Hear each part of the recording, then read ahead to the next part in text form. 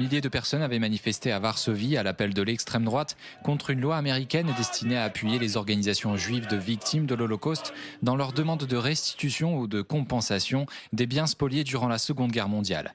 Un article en particulier a concentré les critiques, celui portant sur la restitution de biens qui, après la Shoah, se sont retrouvés sans hérédité.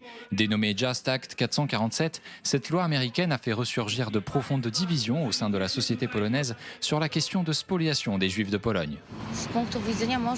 D'un point de vue légal, il pourrait peut-être réclamer quelque chose. Mais le droit ne va pas toujours de pair avec l'éthique et la morale. Je considère que les Juifs n'ont pas le droit de revendiquer la propriété de ce que nous avons nous-mêmes reconstruit.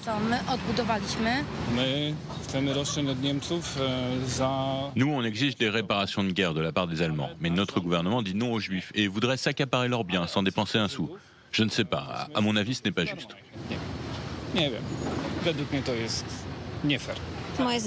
Je ne rendrai rien à personne, parce que ça fait tellement d'années maintenant, à moins qu'un arrière-petit-fils légitime se présente, mais sinon, quand une organisation se pointe comme ça, surtout venue d'Amérique, et qui demande des trucs, je suis désolée, mais non.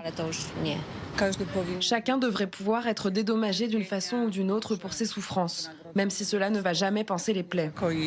Du côté des autorités polonaises, personne ne veut entendre parler de compensation financière de ces biens privés sans héritier récupérés depuis par l'État ou des particuliers.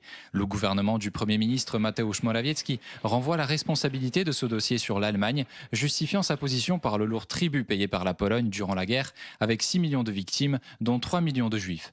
La Pologne considère d'ailleurs cette affaire comme close depuis 1960 et un accord bilatéral signé avec les États-Unis fixant à 40 millions de dollars le montant des compensations destinées aux citoyens américains dont les biens avaient été nationalisés par le pouvoir communiste. Un avis partagé jusque dans la communauté juive polonaise. Ce n'est pas aux Polonais, mais aux Allemands de satisfaire ces revendications. C'est l'avis qui domine ici chez les Juifs. C'est infondé. La Pologne a payé sa dette. Je crois qu'il y a pas mal de revendications émanant de Juifs qui sont ici. Si jamais on devait restituer quoi que ce soit, ce serait aux Juifs qui vivent et sont actifs ici en Pologne. La légitimité des organisations juives américaines à porter ce genre de revendications en Pologne est également remise en cause par les institutions juives officielles du pays. Il y a aussi la question de savoir qui représente les survivants de la Shoah et ceux qui n'ont pas survécu. Il serait logique d'admettre que ce sont les membres de la communauté juive polonaise d'aujourd'hui qui continuent à perpétuer les traditions, qui vivent ici et non ailleurs. Nous ne considérons pas que les Juifs polonais vivant aujourd'hui en Pologne soient représentés par des organisations juives internationales. Une position légèrement nuancée toutefois par le rabbin américain Michael Schudrich, citoyen polonais depuis 2005, aujourd'hui grand rabbin de Pologne. Ce qu'on veut, ce que je veux, moi, en tant que citoyen polonais, c'est que mon pays, mon gouvernement se montre moral. Morale envers ceux qui ont survécu, morale envers leurs descendants, et en troisième lieu, on pourra parler des biens immobiliers qui n'ont pas d'héritier.